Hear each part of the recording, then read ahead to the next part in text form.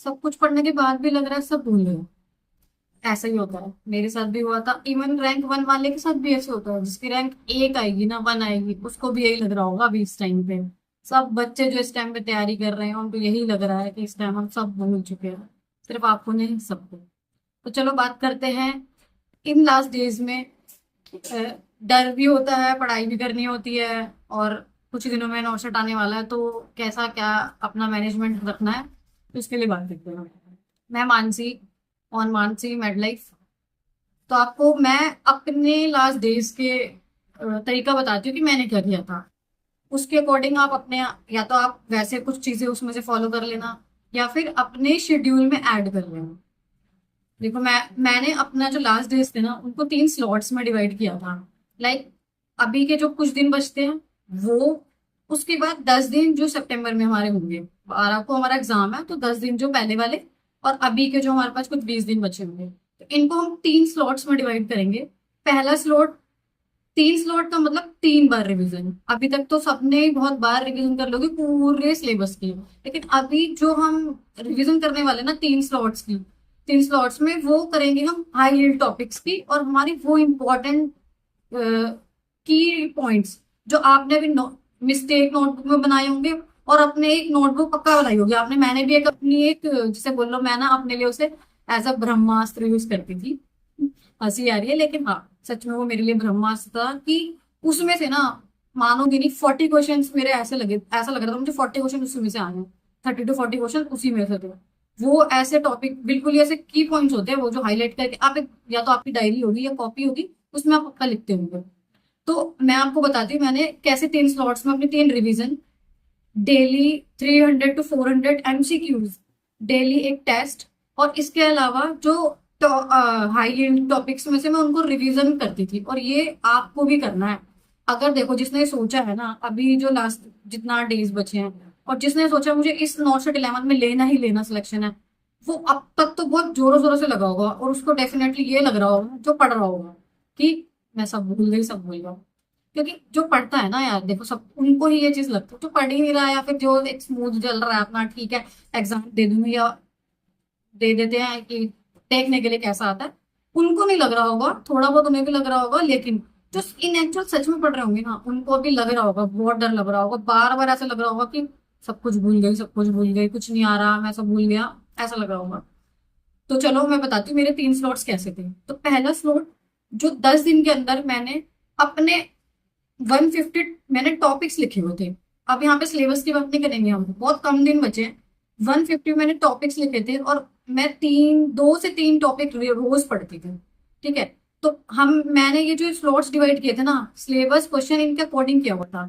तो एक तो 3 स्लॉट्स हो गए, और पर डे का स्लॉट भी बताऊंगी मैं, और 30 डेज में मैंने, 25 to 30 डेज में मैंने कैसे 3 स्लॉट्स को कवर किया था वो भी बताऊंगी।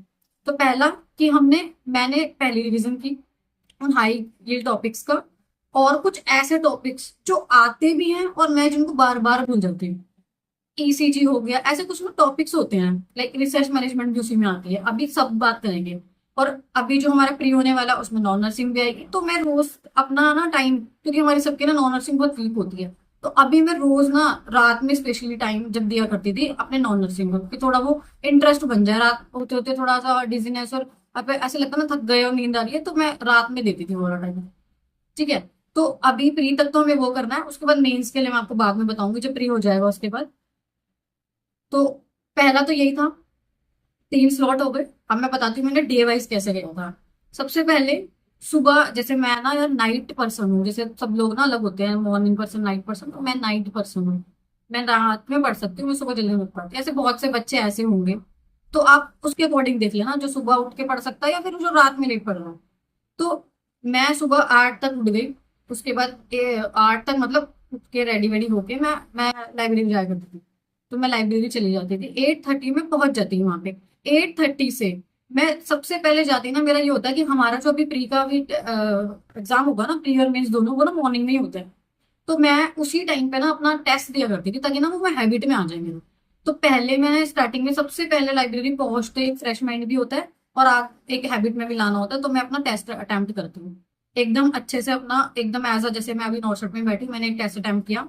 एक्यूरेसी के साथ कि मुझे ना करेक्ट ही करना है। तो पहला मैंने टेस्ट अटेम्प्ट किया, उसके बाद टेस्ट खत्म हुआ, मैंने उसको एनालाइज किया। साथ साथ एनालाइज करोगे ना, चीजें ऐसी याद हो जाएगी कि ये गलत है, और ऐसे एनालाइज करो कि अपनी मिस्टेक नोटबुक में ना साथ साथ लिख दो कि ये मेरा गलत हुआ था। ठीक है। और हाँ, हाईलाइट उस पॉइंट को इस टाइम पे जरूर कर देना कि ये वाला पॉइंट मेरा गलत था और वो क्यों था। ठीक है। और जो और पॉइंट्स थे, जैसे 4 पॉइंट्स में से एक सही है तो तीनों क्यों नहीं थे, वो छोटे छोटे में ही लिख देना आप, ताकि जब आप बाद में इसको पढ़ोगे ना तो आपको बस देखते समझ आ जाएगा, हाँ ये था। ठीक है। ये मैं इसलिए बता रही हूँ आपको, एंड में ना सच बता रही हूँ, लास्ट वाला जो रिवीजन होगा उसमें ये मिस्टेक नोटबुक ही देखनी जो मैं ब्रह्मास्त्र बता रही हूँ। यही देख देख के चले जाओ। देख के ना लास्ट टाइम नहीं होता टाइम, और कुछ और देखने में बहुत डर भी लगता है। तो उस टाइम पे हमें और कुछ नहीं देखना, यही वो नोटबुक है जो हम बनाते हुए चलेंगे, और एंड में इसी को देखना है। ठीक है। तो टेस्ट दिया, टेस्ट अटेम्प्ट किया, 8:30 से शुरू किया, 2 घंटे में टेस्ट खत्म कर लो। उसके बाद अपना उसको सॉल्व करके, तब तक आप थोड़े ऐसे वो थक जाओगे। ठीक है। हाँ, मैं तो थक जाती थी यार। ठीक है। तो ये हो गया हमारा टेस्ट वाला पार्ट खत्म, और एनालाइज भी कर चुके हैं, और हमने वो जो भी गलत पॉइंट्स है वो लिख लिया है। अब ये हमारा था सेकेंड पार्ट। सेकेंड पार्ट में क्या करना है, अपने वो इम्पोर्टेंट टॉपिक, देखो रात में अगर टॉपिक पढ़ने लगोगे ना तो तुम्हें नींद आएगी, थ्योरी रात को कभी नहीं करना। ठीक है। अब वो तुम एमसीक्यू कर लो, या फिर अपनी अगर बुक, किसी भी बुक को कर रहे हो तो मैं बुक भी बताऊंगी कि मैंने कौन कौन सी बुक्स पढ़ी थी, मैंने बहुत ज्यादा बुक नहीं पढ़ी थी। ठीक है। तो रात में या तो बुक कर लो, या अपनी कोई भी बुक, या फिर अपने तुमने कहीं से और जो भी एमसीक्यू प्रैक्टिस जो आपने सोचा होगा वो वाला चीज रात को। ठीक है। तो थ्योरी रात में नहीं पढ़नी, तो मैं दिन में थ्योरी पढ़ती थी उस टाइम पे। अब किसी को दिन में ज्यादा नींद आती है, वो अपने अकॉर्डिंग, मैंने जैसे कहा ना कि मेरा ये था, और आपको जैसे उसको फ्लक्चुएट करना वो करेंगे। तो मैं दिन में अपने अभी यहाँ पे ना जो 150 टॉपिक्स या जो भी अभी हाई एंड टॉपिक्स है ना जो मैं बता रही हूँ, वो आपको इस टाइम पे पढ़ना। मैं इस टाइम पढ़ती थी, तो ये मैंने वो पढ़ा 2 से 3 घंटे में, उसको पूरा अच्छे से पढ़ लेती थी। और जहां जो मैं बोल रही होती थी वहां पे हाईलाइट ऐसे कर देती थी अपना हाईलाइटर से। ये खत्म हुआ। उसके बाद अपना रिफ्रेश हो जाओ, अपना घूमो फिरो थोड़ा सा, ऐसे 15-20 मिनट का ब्रेक लो, चाय पी लो, जिसको चाय पीनी है। जैसे मैं चाय लवर थी तो मैं चाय पीती थी, तो चाय पी ली है, जो भी करना है अपना ऐसे कर लिया। हाँ, 2-3 रील देख लेना, ठीक है, माइंड हो जाएगा। तो ये उसके बाद आपने 15 to 20 मिनट्स का आपने ब्रेक लिया। उसके बाद अब आपको वो टॉपिक पढ़ने हैं जो आपके वीक है। ठीक है। और ज्यादा देर भी पढ़ने हैं, ऐसा नहीं कि आप थ्योरी लेके बैठ गए, क्योंकि अभी ना टाइम थ्योरी वाला नहीं बचा है। अब तक सबका सिलेबस हो चुका है, और इवन 2-2 बार रिवीजन भी हो चुकी होगी आपकी। मेरी हो गई थी 2 बार रिवीजन अब तक। ये मेरी थर्ड रिवीजन थी, और थर्ड रिवीजन हम 3 पार्टों में 3 बार दोबारा करेंगे। ठीक है। तो ये पहला, इस 10 दिन में जो भी बचे हैं, तो तुमने सबने, अभी मुझे पता है आपने एक एक और नोटबुक बना ली होगी जिसमें आपने ना एक रजिस्टर में पूरा सिलेबस इंपॉर्टेंट होगा कि अब ये पढ़ना है। क्योंकि इतने मोटे मोटे रजिस्टर तो पढ़ोगे नहीं। अभी सबने कोचिंग की होगी, इतने मोटे रजिस्टर बन गए होंगे, वो तो आप पढ़ोगे नहीं। तो जो आपने एक नोटबुक बनाई होगी वो इस टाइम उसी से रिवीजन करनी है। जो जिसको जो आता है ना वो उसको हमेशा आता है, तो उसको बार बार नहीं पढ़ना, बस उसको एक रिवाइज करना होता है। ठीक है। तो सेकंड ये भी खत्म हमारा। अब हमारा आ गया इवनिंग वाला। ठीक है। तो मैं ये करके अपना ना 8 बजे तक मैं ना घर चली जाती थी लाइब्रेरी से, खाना खाती थी अपना। अपना जो टीवी वीवी देखना है, मैं यहाँ पे 1 से 1.5-2 घंटे पे अपना बैठ, उसके बाद ही बैठती थी, क्योंकि उसके बाद अभी 4 घंटे फिर से बैठने होते थे मतलब। तो अब मैं 9:30 या 10 बजे बैठ जाती थी, और 2 बजे तक मैं कंटिन्यू अपना 1 से 1.5, मैं ना नॉन नर्सिंग में बहुत ज्यादा नहीं पढ़ती थी, तो इसमें भी ना पर्टिकुलर एक क्वेश्चन ना वो होते हैं, फिक्स होते हैं कि इन्हीं टॉपिक से आएंगे। मैं नहीं बोल, मैंने देखो सारे टॉपिक्स नहीं पढ़े थे, मैं बियॉन्ड ट्रुथ बता रही हूँ कि मैंने नॉन नर्सिंग के भी सारे नहीं पढ़े थे। रिसर्च मैनेजमेंट भी मैंने पूरी पूरी नहीं पढ़ी थी। अगर कुछ ये ना टिप्स और स्ट्रैटेजीज यही होती है कि तुम्हें पूरा नहीं पढ़ना, इस टाइम पे वही पढ़ना है। और डेफिनेटली बोल रही हूँ कि उतना ही पढ़ोगे ना क्वेश्चन पक्का वहीं से आएगा। ठीक है। तो अभी जो रात में मैंने जो बताया ना, 1 से 1.5 घंटा बस मैं इतना ही पढ़ती थी नॉन नर्सिंग वाला पार्ट। तो रीजनिंग और मैथ और जीके तो मैंने सच बताऊं नहीं पढ़ी।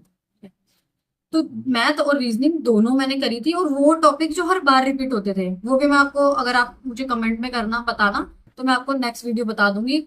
नर्सिंग वाले भी और नॉन नर्सिंग वाले कौन से टॉपिक्स हैं जो मतलब कंफर्म है, वहां से तो क्वेश्चन अब हट जाना ही नहीं। और मैंने ना लास्ट 20 डेज में वो ही टॉपिक एकदम मतलब कह लो कि सच में घोट के पीने वाली बात है, वैसे ही पढ़ ली थी। ठीक है। तो मैंने अब ये लास्ट में यही था, हम यही बता रहे थे कि नॉन नर्सिंग वाला हो गया, और 1 से 1.5 घंटा, और उसके बाद मैं प्रॉपर 2.5 घंटे, 2 से 2.5-3 घंटे अपना एमसीक्यू प्रैक्टिस करती थी। ठीक है। पूरा एमसीक्यू किया और उसके बाद मैंने बंद किया और मैं सोती थी। और इस टाइम पे मुझे पता है सबको लगता होगा कि इतना पढ़ लिया, पूरा दिन हो गया और अब सब भूल गए। ये सबको लगता है, देखो मुझे भी बहुत लगता था कि ना सब कुछ कर लिया। जिनकी बहुत अच्छी रैंक आती है ना उनको भी ऐसा ही लगता है। तो सब अभी ना देखो, हाँ ये सब चीजें तो मैंने जो बताई एक साइड, मेन बात काम रहो एकदम, ये सोच के जाना है। देखो मैंने ना सच बताऊं, इतने एग्जाम के बाद ना ऐसा लगता है कि फिर से हम ना उसी फेज में आ गए। अभी जैसे लास्ट नोट सेट में मैं बैठी थी, फिर से उसी फेज में आ गए कि नहीं, ऐसा लग रहा है इस बार भी पता नहीं होगा नहीं होगा। तो मैंने पता है क्या सोचा था कि इस बार ना एग्जाम रिजल्ट देख के नहीं दूंगी कि मेरा सिलेक्शन हुआ या नहीं हुआ, कि रिजल्ट में क्या आएगा। मैंने इस बार ना सच में ये सोच के एग्जाम दिया था कि ना, मैं मन की बताऊं तो, कि ये मेरा फाइनल है और मेरे को ना एग्जाम अच्छे से देना है इस बार। मेरा एग्जाम अच्छा होना चाहिए, फिर चाहे रिजल्ट ना कुछ भी होगा तो वो मेरे को भी पता होगा कि हाँ मैंने इस बार ना पूरी शिद्दत के साथ एग्जाम दिया था। तो आप, मैं ये कहूंगी, आप भी ना रिजल्ट को सोच के ना एग्जाम मत दो, एग्जाम को सोच के एग्जाम दो कि मुझे एग्जाम अच्छा करना है, तो रिजल्ट डेफिनेटली बोल रही हूँ अच्छा ही होगा। तो यही सोच के आप भी देना। Best of luck, all the best. ऐसे ही एग्जाम देना। कुछ और आपके डाउट्स पूछने हो, मैंने कौन कौन सी बुक्स पढ़ी है, टॉपिक से रिलेटेड कुछ भी, एनीथिंग, आप कमेंट करना, मैं डेफिनेटली बताऊंगी। Thank you.